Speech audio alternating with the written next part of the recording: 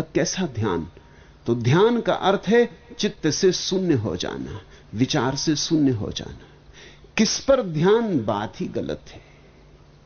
ध्यान एक अवस्था है निर्विचार की।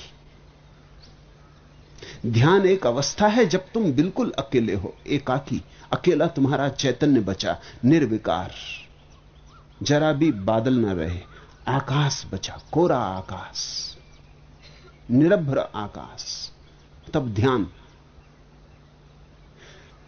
इस ध्यान को तो नास्तिक भी कर सकता है। इस ध्यान के लिए कोई भी श्रद्धा जरूरी नहीं है। बुद्ध ने एक नया शब्द कहा, शोध। श्रद्धा नहीं, शोध, खोज। श्रद्धा का अर्थ होता है खोजने के पहले मान लो। श्रद्धा का अर्थ होता है मानना पहले, खोजना बाद में। लेकिन बुद्ध कहते हैं अगर पहले मान ही लिया तो खोजोगे कैसे? फिर तो मान्यता ही बाधा बन गई। खोज का तो अर्थ है आंख खाली हो, कोई मान्यता ना हो, न पक्ष न विपक्ष।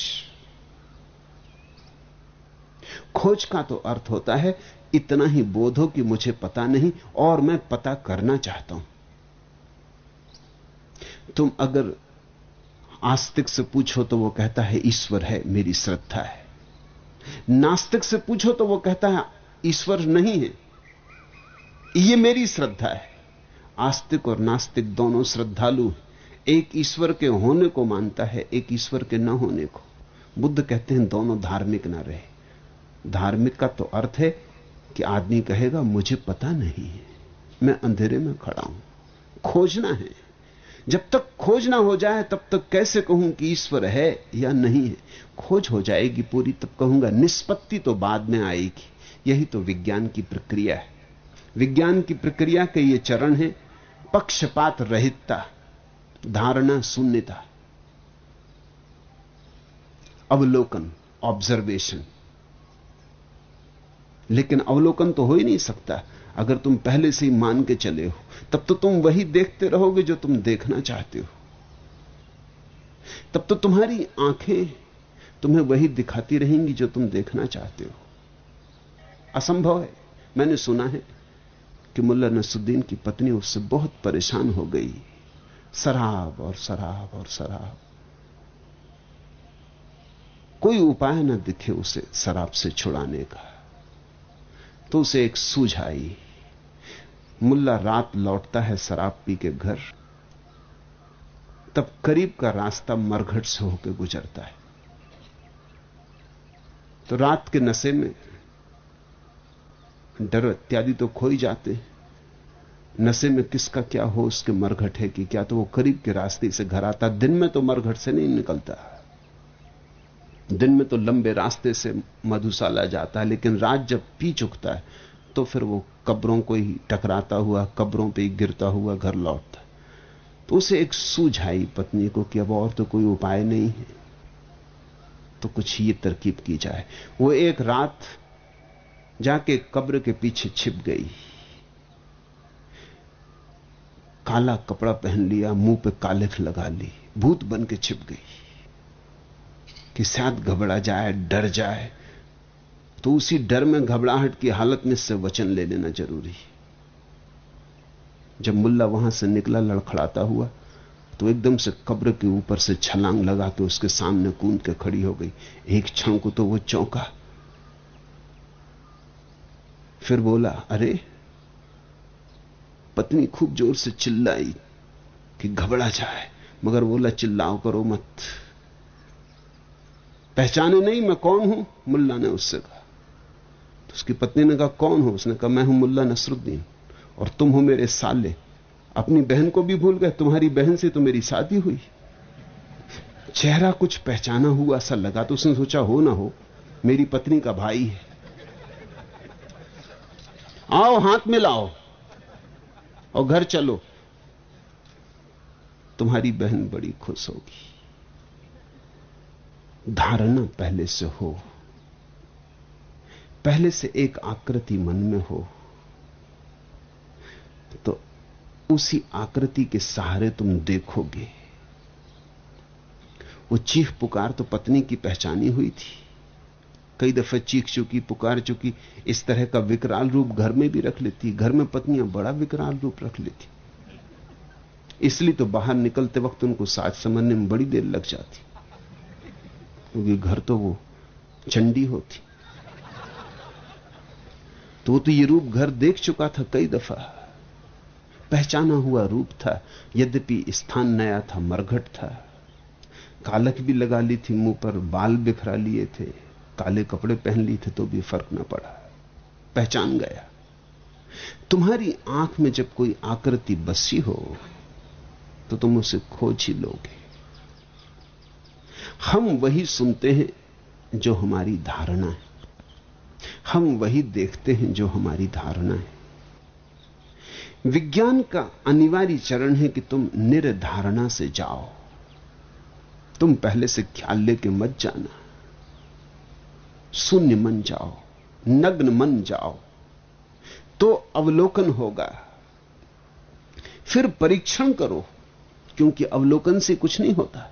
जो बात पहली दफा समझ में आ गई हो उसे कई तरफ से जांचो परखो, बहुत प्रयोग करो। जब हर प्रयोग में एक ही नतीजा आए और कभी अपवाद ना हो, तब कुछ रास्ता है, तो अनुभव होगा। अनुभव से निष्पत्ति होगी। श्रद्धा बाद में। श्रद्धा पहला कदम नहीं है विज्ञान में। पहला कदम संदेह, अंतिम कदम श्रद्धा। जिसको तुम धर्म कहते हो आमतौर से, उसमें श्रद्धा पहला कदम और संदेह की तो कोई जगह ही नहीं। इसलिए बहुत बुद्धिमान लोगों को मजबूरी में अधार्मिक रहना पड़ता है, क्योंकि ये बात उनकी पकड़ में नहीं आती। संदेह को कहां ले जाएं, है तो है। और अगर परमात्मा ने दिया है संदेह, तो उसे काट के कैसे फेंक दें? उसका कोई उपयोग होना चाहिए। इसलिए मैं कहता हूं बुद्ध ने अनूठी बात कही। बुद्ध ने कहा संदेह का उपयोग हो सकता है। संदेह को श्रद्धा की सेवा में लगाया जा सकता है। संदेह श्रद्धा के विपरीत नहीं है। संदेह के ही सहारे श्रद्धा खोजी जा सकती, यही तो विज्ञान करता है। संदेह के सहारे श्रद्धा खोजता है। और वैज्ञानिक जब एक निष्पत्ति पर पहुंचता है तो संदेह का कारण ही नहीं रह जाता। सब परीक्षण कर लिए, अवलोकन कर लिया, सब तरह से जांच परख कर ली, ऐसा पाया। तथ्य, धारणा नहीं, तथ्य। बुद्ध का एक नाम है तथागत। उसका अर्थ होता है जो जगत में तथ्य को लाया, जिसके द्वारा जगत में तथ्य आया। इसके पहले कल्पनाएं थी, धारणाएं थी, विश्वास थे। तथागत प्यारा शब्द है, उसके बहुत अर्थ होते हैं। उसका एक अर्थ यह भी होता है, आगत का अर्थ होता है आया, और तथा का अर्थ होता है तथ्य, जिसके द्वारा तथा तथ्य जगत में उतरा। जिसने सत्य को तथ्य के माध्यम से खोजने के लिए कहा, जिसने श्रद्धा की शोध संदेह के द्वारा करने को कहा। यह बड़ी कीमिया है कि हम संदेह का उपयोग श्रद्धा को पाने के लिए कर लें। केसर कस्तूरी नहीं, मैली राख कर सकती है पावन, कनक रजत के जूठे पात्र।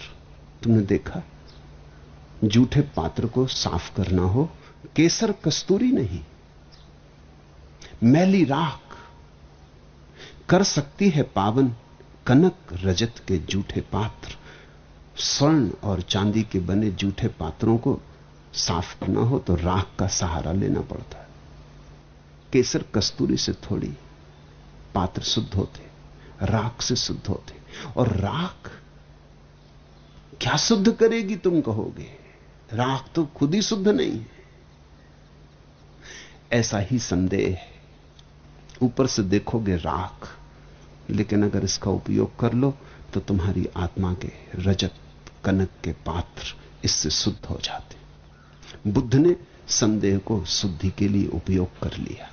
और कलाकार वही है जो व्यर्थ का भी सार्थक उपयोग कर ले। गुणी वही है जो कांटे को भी फूल बना ले। काट देना कोई गुण नहीं है, उपयोग कर लेना, सृजनात्मक उपयोग कर लेना गुण है। विज्ञान कहता है निरपेक्ष रहो, कोई अपेक्षा लेके सत्य के पास मत जाओ। आंखें खाली हों ताकि तुम वही देख सको जो है, यथावत तथावत। तुम अगर पहले से ही कुछ मान के चल पड़े हो तो वही देख लोगे, तुम्हारी कल्पना का प्रक्षेपण हो जाएगा। मेरे एक मित्र थे, बूढ़े आदमी थे, अब तो चल बसे, महात्मा भगवान दीन। एक महानगर में कुछ पैसे इकट्ठे करने गए थे, कहीं एक आश्रम बनाते थे। सीधे साधे आदमी थे, बस एक अंडरवियर पहने रहते थे, कभी कभी सर्दी इत्यादि में एक चादर भी डाल लेते थे। वो अंडरवियर पहने वो दुकानों पर गए, किसी ने 4 आने दिए, किसी ने 8 आने दिए, किसी ने रुपया दिया।